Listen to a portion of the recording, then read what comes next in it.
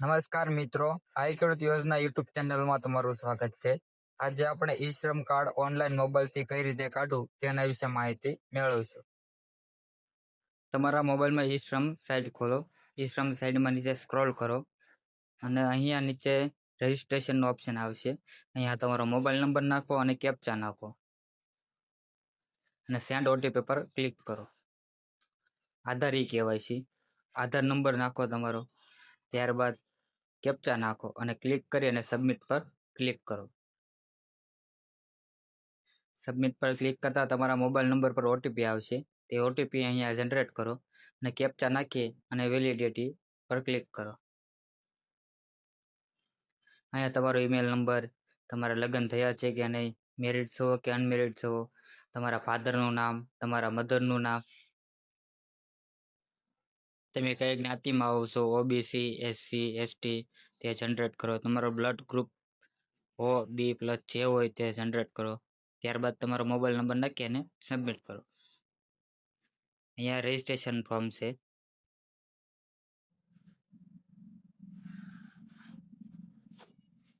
અહીંયા તમારે તમારું સ્ટેટ સિલેક્ટ કરવાનું રહેશે, ગુજરાત. પછી તમારો જિલ્લો સિલેક્ટ કરવાનો રહેશે, ભાવનગર.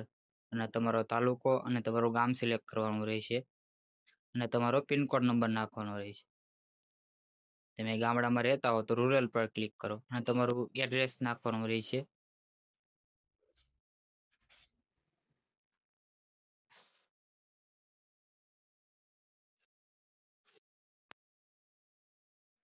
અહીંયા તમારે સિલેક્ટ કરવાનું રહેશે તમે આ ગામમાં કેટલા વર્ષથી રહ્યો છો અને તમારું એડ્રેસ ફરીવાર જનરેટ કરવાનું રહેશે અને સેવ એન્ડ કન્ટિન્યુ પર ક્લિક કરવાની રહેશે. અહીંયા તમારી મંથલી ઇન્કમ કેટલી છે તે સિલેક્ટ કરવાની રહેશે.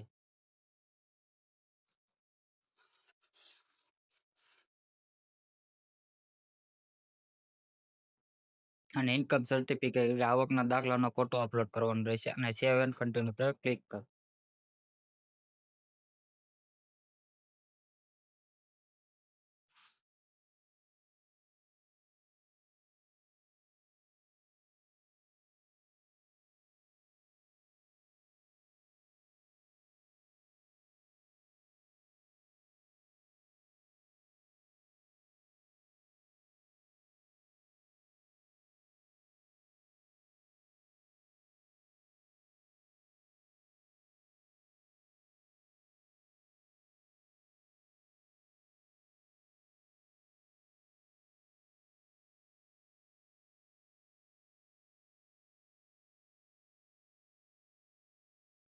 અહીંયા તમારે બેંકની માહિતી નાખવાની રહેશે. અહીંયા તમારો બેંક એકાઉન્ટ નંબર, પછી બીજી વાર તમારો બેંક એકાઉન્ટ નંબર નાખવાનો રહેશે અને તમારું બેંક એકાઉન્ટમાં જે પણ નામ હોય તે નામ નાખવાનું રહેશે અને IFSC કોડ નાખવાનો રહેશે.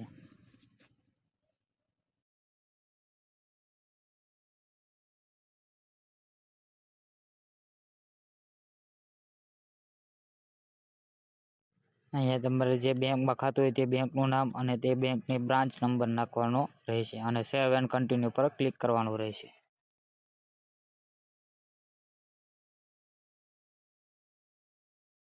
સેવ એન્ડ કન્ટિન્યુ પર ક્લિક કરતાં તમારો રજિસ્ટ્રેશન ફોર્મ નંબર આવી જાય. અહીંયા તમે તમારી જેટલી પણ વિગત નાખી છે તે તમે જોઈ શકશો. કાંઈ ભૂલ તો નથી ને તે ચેક કરી લેજો. તમારી પર્સનલ ડિટેલ ચેક કરી અને નીચે સબમિટ પર ક્લિક કરવાનું રહેશે. યસ પર ક્લિક કરી અને સબમિટ કરતાની સાથે જ તમારું ઈ શ્રમ કાર્ડ બનીને તૈયાર થઈ જાય છે. તેની PDF ડાઉનલોડ કરી લેજો.